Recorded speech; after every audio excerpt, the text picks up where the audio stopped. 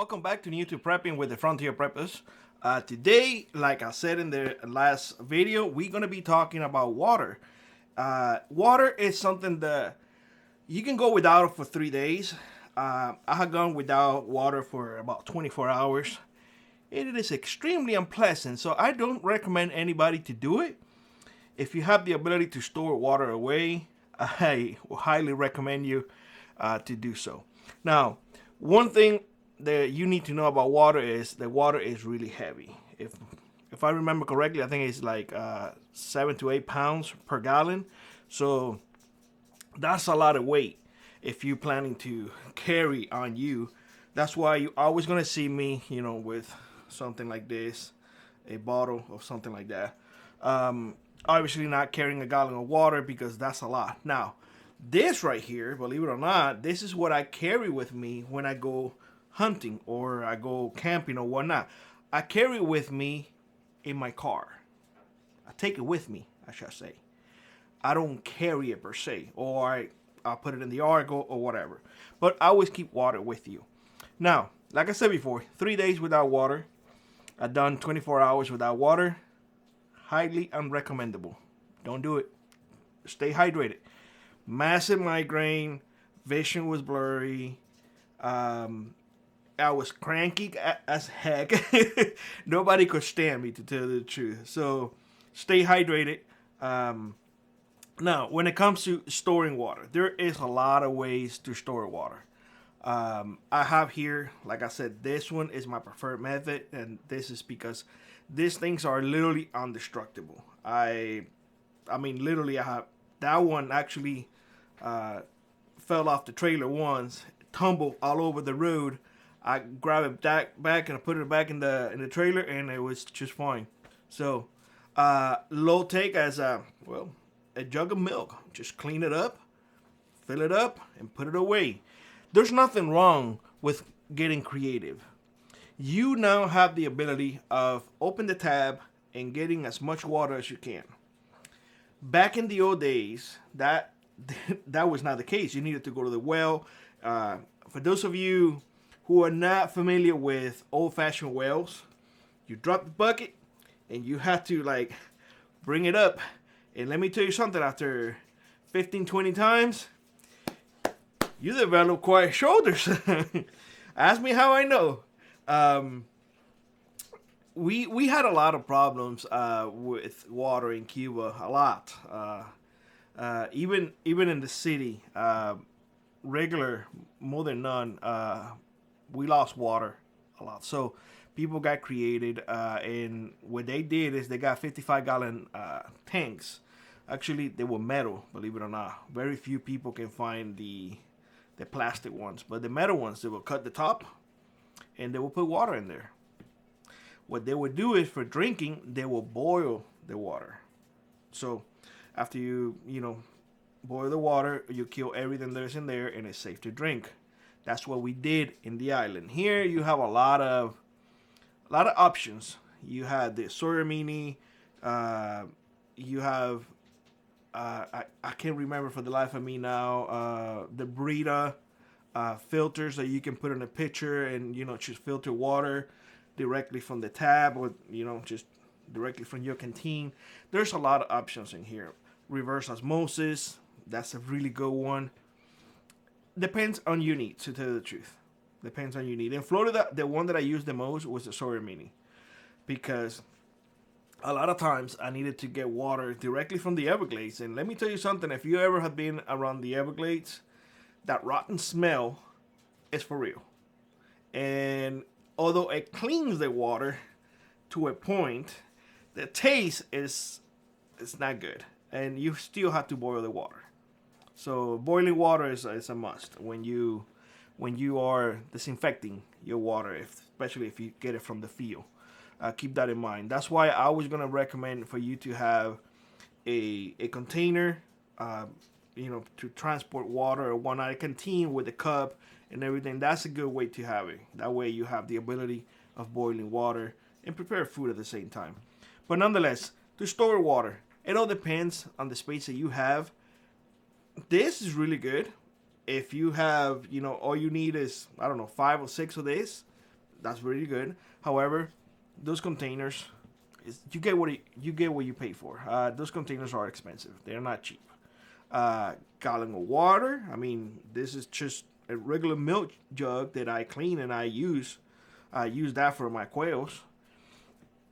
It cost me pretty much, well, whatever the cost of the milk was, and I recycle the thing. You can do that as well. Is this gonna last me as long as this one? Absolutely not. They had the blue ones, not Home Depot, Walmart, that you can buy. Those are 7 gallon ones. We have those inside the house. We have about 10, give or take. That is for my backup water, and I have it in a place that I just put them up in one. But again, many options to store water. If you want to store water in larger quantities, they have these totes, the 275 gallon totes. They do sell it at Home Depot. I seen it at Home Depot, brand new. I can't remember the price, honestly. I don't recommend you buying those on Craigslist or anything like that, because those big totes, they usually use it for, oil or diesel or, other things, antifreeze and whatnot. It doesn't matter how much you clean it, you're still going to have residue in there. And you talking about now drinking water, potable water, you got to keep that baby clean as best as you can. Now, but like I said before, I have seen it brand new, Lowe's and Home Depot. There you go, Lowe's and Home Depot. Don't ask me the price, I can't remember for the life of me. 55 gallon drums. I seen plastic ones at Sportsman, and I think they're about $80. Now, those things will last you pretty much forever. They really will last you a long time. It all depends how you want to store it. If you want to just build the thing and just put it in there, awesome. Keep in mind that depending on your foundation at the house, you gotta keep an eye on the weight, because those suckers, you gotta multiply 55 gallons times 8. That's a lot of weight. Just saying. The other thing is, if you live here in Fairbanks, Alaska, we have a company, Greer's Tank. They actually built water tanks. In fact, I have two. One is 250 gallons and the other one is 150 gallons. Those are the ones that I use to transport water from the water hole, because we don't have water, or we don't have a well in here in our property.